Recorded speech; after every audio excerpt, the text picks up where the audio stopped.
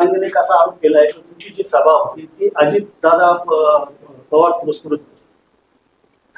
अरे त्याचं काय ऐकतं, त्याचं काय डोकं आहे का? मूर्ख मनुष्य. आता काय सांगणार तुम्ही? काय ते जरांगेला अरे काय त्याचा ज्याचा अभ्यास नाही ना, सामाजिक प्रश्नाचा अभ्यास आहे ना राजकीय प्रश्नाचा अभ्यास आहे.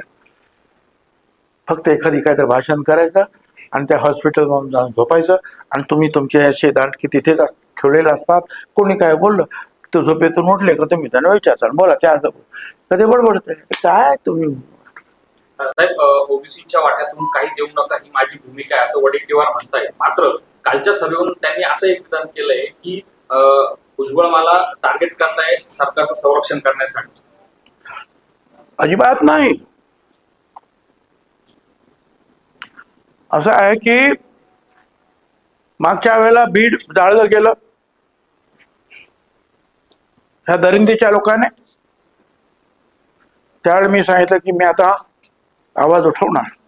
त्या मिटिंगला हे आले वडेट्टीवार आणि त्यांनी अतिशय जोशपूर्ण चांगलं भाषण केलं की भुजबळ साहेब पक्ष वगैरे बाजूला, समोर दिसतोय ना झेंडा, पिवळा झेंडा, हा झेंडा आपण हातात घेऊया काय आणि ओबीसीचं रक्षण करूया.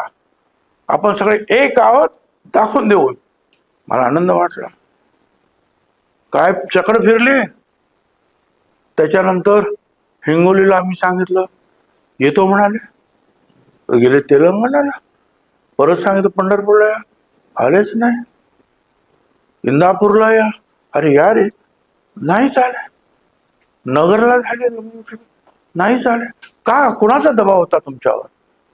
एखाद्या मिटिंगला तुम्ही नसता आला पण बाकीच्या मिटिंगला आणखी कुठेतरी यायला पाहिजे, नाही आलात. तुमच्यावर दबाव होता, दबाव होता तुमच्यावर.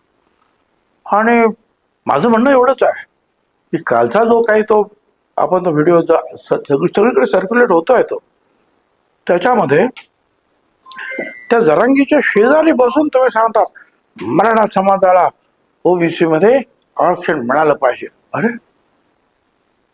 तिकडे ते म्हणाले, परत अंबडच्या ओबीसी समाजा मीटिंग मध्ये म्हणाला की नाही ओबीसीचं संरक्षण करायचं. परत तुम्ही बॅकफुटवर गेला, परत मोर्चा काढता. अरे म्हणजे राजकीय दबापोटी सगळं चाललंय का तुमचं? इथे हे बोला, तिथे ते बोला, आता तिथे मोर्चा काढा. मग मी म्हणालो की आम्ही राजकारण करत नाही, आम्हाला सुद्धा राजकीय कधीतरी त्रास भोगावा लागतच असेल 35 वर्षामध्ये कुठे ना कुठेतरी. पण आम्ही ओबीसी मध्ये ओबीसी साठी लढण्याचं सातत्य आम्ही ठेवतो. तुम्ही सातत्य ठेवा ना. तुम्ही का धरसोडपणा करतात? हा माझा मुद्दा आहे. कारण मग त्याच्या पाठीमागे आम्हाला राजकारण दिसत आहे. ते राजकारणाला तुम्हीच म्हणालात की राजकारण बाजूला ठेवायचं आणि लढायचं. मग का तुम्ही प्रेशर खाली येता?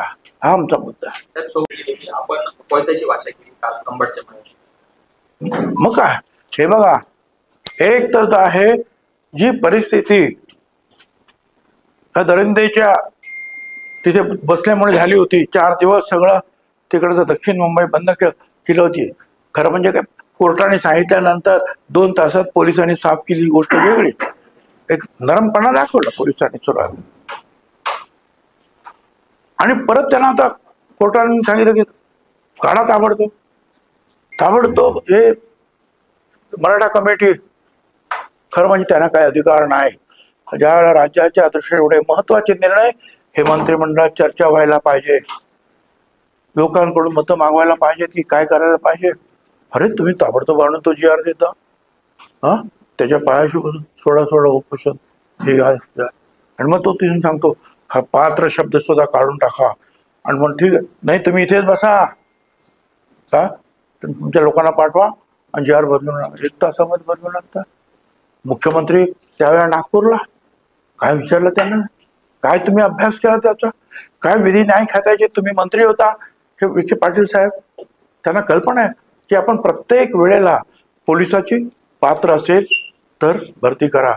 तुम्हाला सुद्धा काय कॅमेरामन तुम्ही पात्र असेल तर नोकरी. पात्र हा शब्द प्रत्येक ठिकाणी आपण डॉक्टर व्हायचं आहे पात्र आहे तर त्यांना परमिशन.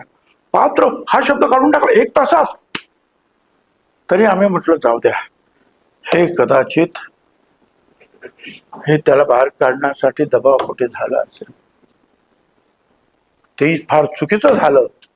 आम्ही तेही सांगतो आणि मग कोर्टात गेलो. ठीक आहे, आम्हाला खात्री आहे, कारण तुम्ही 2 हायकोर्टाचे निर्णय डावलले, 4 आयोगाचे निर्णय तुम्ही डावलले.